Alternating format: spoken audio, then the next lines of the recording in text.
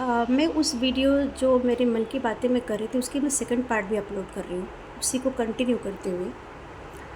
मुझे actually editing नहीं इतनी अच्छी से आती है, तो मैं एक पार्ट वो गया और सेकंड पार्ट में आप लोगों से फिर मैं आप लोगों से बात करती हूँ। मैं बात कर रही थी रिलेशनशिप की, मैं बात कर रही थी मन की बातें मतलब जो मेरे दिल में या मेरे साथ होता है दिन भर की दिनचर्या में, वह मैं आप लोगों से एक रूटीन अभी बनाऊंगी कि मैं 5 मिनट की वीडियो में शेयर करूँ। जैसे आप व्लॉग्स देखते हो तो वैसे मैं अपने मन की बातें थ्रू आपके मैं बातें करूँगी। बहुत जल्दी मैं अपना ब्लॉग तो लेके नहीं आऊँगी, लेकिन मैं सामने भी आकर के बात करूँगी।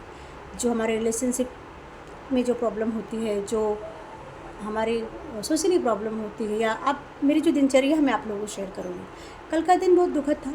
पापा के मेरे एक मित्र थे, उनका कल दुखद निधन हो गया।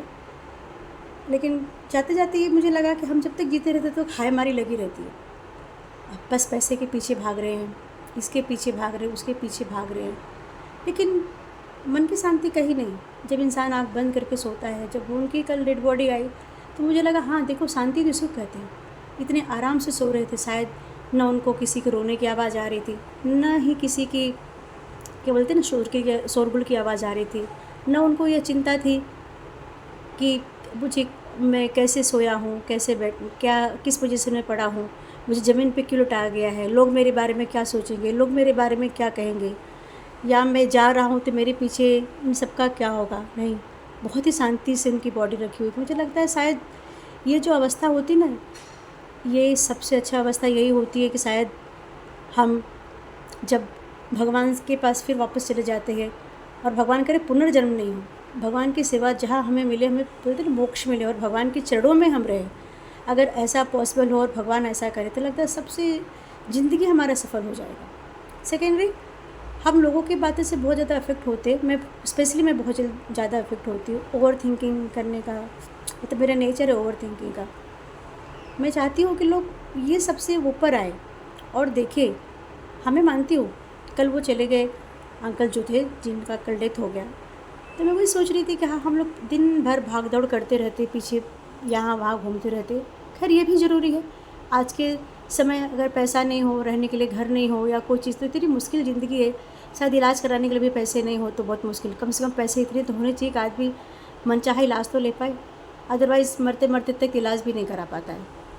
वह भी ज़रूरी है ये सब मोबाइल। लेकिन जो प्रभु के साथ, जो प्रभु के लिए हम पूरे 24 घंटे में यहाँ वहाँ भागने, किसी को हमारे पास चॉइस भी नहीं है तो हम भागते हैं। लेकिन जो भगवान के पास हम 5 मिनट बैठते हैं, 15 मिनट बैठते हैं, 1 घंटा बैठते हैं, या उस 1 घंटे में 15 मिनट में 10 सेकंड के लिए भगवान से जुड़ते हैं, शायद इस जो जन्म मनुष्य तन हम पाए हैं उसका शायद हम सदुपयोग जिसे बोलते हैं, वही हमारे लाइफ का 5 मिनट, जो पूरे दिन में 24 घंटे में 2 मिनट, 5 मिनट, 10 सेकेंड, वही जो एक है ना, हम सदुपयोग कर पाते हैं। और यह सब बंधन से मुक्त होने का एक ही रास्ता है, भगवान के शरण में जाना। एटलीस्ट जिस तरह से आपको समय मिले भगवान का नाम जाप करना,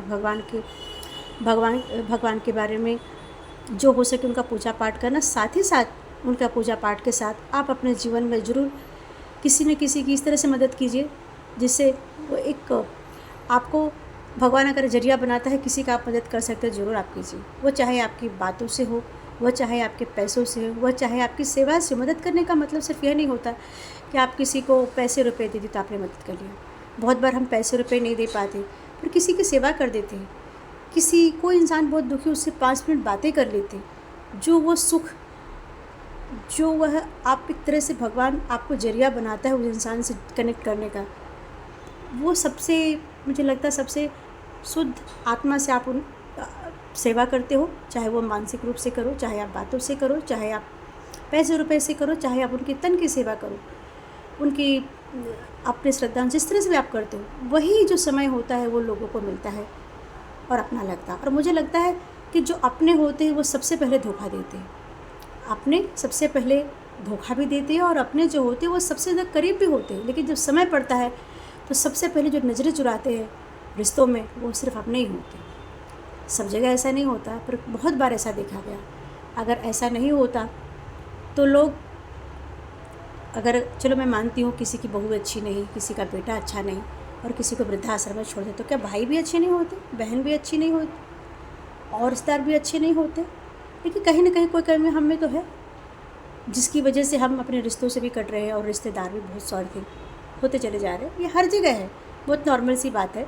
अगर ऐसा नहीं होता, रिश्तों में स्वार्थ नहीं होता, तो शायद महाभारत का युद्ध नहीं होता। स्वार्थ तभी से चला आ रहा है। लेकिन ठीक है, समय के साथ कोशिश करें सब लोग भगवान से जुड़े, अपने मन की बातें। मेरी पूरी दिनचर्या जिस तरह से रहेगी, या मेरी मेंटल स्थिति, मुझे लगता है कि 5 मिनट में आप लोगों को शेयर करूँ तो मैं ज़रूर शेयर करूँगी।